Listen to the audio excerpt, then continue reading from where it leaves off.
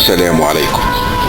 إن التاريخ في ظاهره لا يزيد عن الأخبار، وفي باطنه نظر وتحقيق. العلامة ابن خلدون. علي بن غذاهم.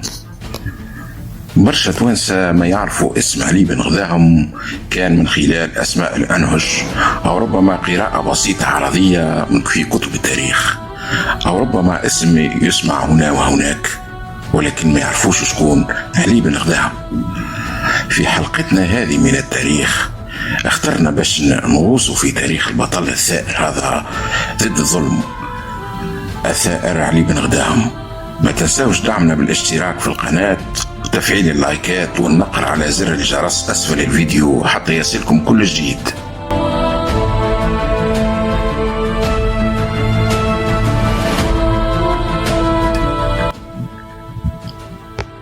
ولد الثائر علي بن محمد بن غذاهم نهار السبت 1 جانفي 1814 في سبيتلا، وهو من أسرة فقيرة.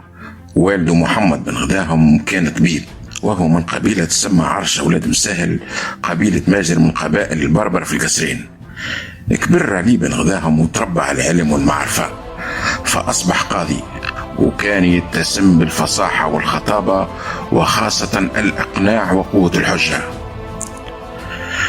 تونس في الفترة هذيك كانت إيالة عثمانية، وكان يحكمها محمد الصادق باي، وبسبب فساد حاكم البلاد آنذاك، المصاريف المرتفعة والسرقات والتبذير ورغد العيش دون مبالاة بظروف الشعب من طرف الحاكم والحاشية متاعه، انهار اقتصاد البلاد وكثرة المديونية، وبالأخص من فرنسا اللي كانت تداين في تونس بفايض 100 و200%، وزيد الضريبة اللي كانت تدفعها تونس للدولة العثمانية بما أنها إيالة عثمانية. فلقى روحه الصادق باي حاكم البلاد عاجز عن سداد الديون، التجأ إلى رفع الضريبة اللي كانت من 36 ريال تونسي فأصبحت 72 ريال تونسي، أي ضعف. وهذه الضريبة كانت في الأول تستثني 5 مدن اللي هما تونس، سوسة، القروان، صفاقس والمستير، والمدة وجيزة. وبقية البلدان الداخلية كانوا مواطنيها ملزمين بدفع الضريبة. وكانت البلدان الداخلية في تونس كلها قبائل وعشائر. ومن هنا قامت الثورة اللي قادها علي بن غذاهم، فنكل بجنود الباي وأجبرهم على عدم تطبيق أوامر الحاكم، كما حرض التجار على عدم دفع ريال واحد للمخازنية تاع الباي، يعني يقولوا إحنا المكاسب. بدأت الثورة نهار 10 مارس 1864 اللي تسمى ثورة علي بن غذاهم. الثورة بدأت في عدة بلدان داخلية، منها مساكن، القلعة الصغيرة، الجمال، بلدان الساحلية. نجح علي بن غذاهم في لم عديد القبائل، يعني العروشات اللي وقتها توحيدهم معجزة. العروشات نقولوا ماجر، بوغالم، الفراشيش، جلاس، المثاليث، المهاذبة، نفات، بن يزيد، و علي بن غذاهم أصبح هو الناطق باسمهم أمام مناورات حكومة الباي. ذاع صيته في المملكة التونسية ليصبح محبوب الشعب، ولقب علي بن غذاهم بباي الشعب، أي حاكم الشعب.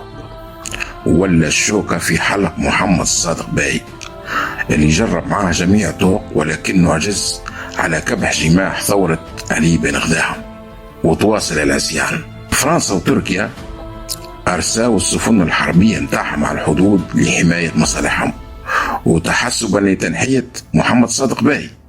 واشتد الخناق على الصادق باي، فقرر إنزال الجيش لمواجهة تلك الثورة وإحداث مجزرة، ولكن الوزير مصطفى خزندار وقتها طلب منه تراجع عن هذا الأمر، وقالوا القبائل المتوحدين مش نجمهم ومش تخسر المعركة ويصبح عرشك مهدد. الحل قالوا نعملوا على تفريق القبائل كأول خطوة، فرق تسد. وكان العمل كما قالوا وزير مصطفى خزندار، فألغى محمد الصادق باي تلك الضرائب. ومن هنا بدات نار الثورة تطفأ، وبدا الهدف نتاع مصطفى خزندار يتحقق. بدات نار الثورة تطفى بما أنه الهدف كان إلغاء تلك الضرائب، واعتبروا رواحهم نجحوا في المهمة، واعتبروا رواحهم نجحوا في المهمة. بدات القبائل تتفرق وهدات الثورة. علي بن غذاهم حس بالخطر، هرب للجزائر، ففرضت عليه السلطات الفرنسية وقتها اللي محتلة الجزائر، فرضت عليه الإقامة الجبرية في قسنطينة، ولكنه سرعان ما تسلل إلى تونس واحتمى بأهل جبل الرقبة في غار الدماء شمال غرب تونس، واستأجر بأحد شيوخ الطريقة التيجانية الولي محمد العيد الماسيني باش يتوسط له للباي باش يعفو عنه. ولكن الباي استعمل سياسة الغدر فوافق، ومن ثم بعث جنود جابوه مسلسل من برسق ونكل به من شارع لشارع، وهك الحاسة متاع الباي والكلوشارات في الشارع يضربوا فيه، واللي حشاكم يبزق عليه، وعملوا فيه لما يتعملش، حتى وصل للبحث ساحة باردو وين قصر الباي اللي قعد في الباهو متاع القصر يتفرج على المشهد كيفاش الناس تضرب في علي بن غذاهم، ثم امر بتقييده وجلده قدام زوجاته والجواري متاعه في مشهد ينم على الضغينة. قبض على علي بن غذاهم نهار 28 فيفري 1866. قبض على باي الشعب بعد عامين من قيادته ثورة نجح فيها نجاح باهر، ثورة تدرس، ثورة لم الشمل، ثورة ضد الظلم والطغيان ونهب قوت الشعب المسكين. فسجن في حبس الكراكة في حلق الواد، والقى أشد أنواع العذاب إلى أن توفي مسموما نهار 10 أكتوبر 1867. هذه قصة بطلنا علي بن غذاهم المناضل.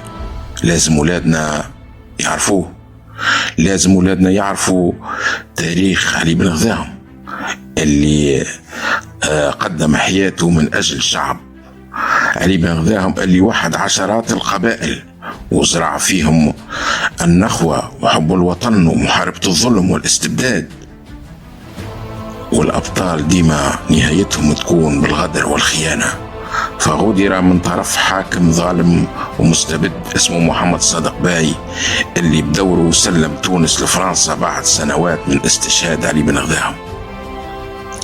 هذا تاريخ بطل لازم ولادنا يعرفوه. في النهاية إن شاء الله حلقتنا اليوم تنال إعجابكم، ما تنسوش دعمنا بالاشتراك في القناة وتفعيل اللايكات والبارتاج، ونقر على زر الجرس أسفل الفيديو حتى يصلكم كل جديد. نشكركم على حسن المتابعة والاهتمام، وإلى اللقاء.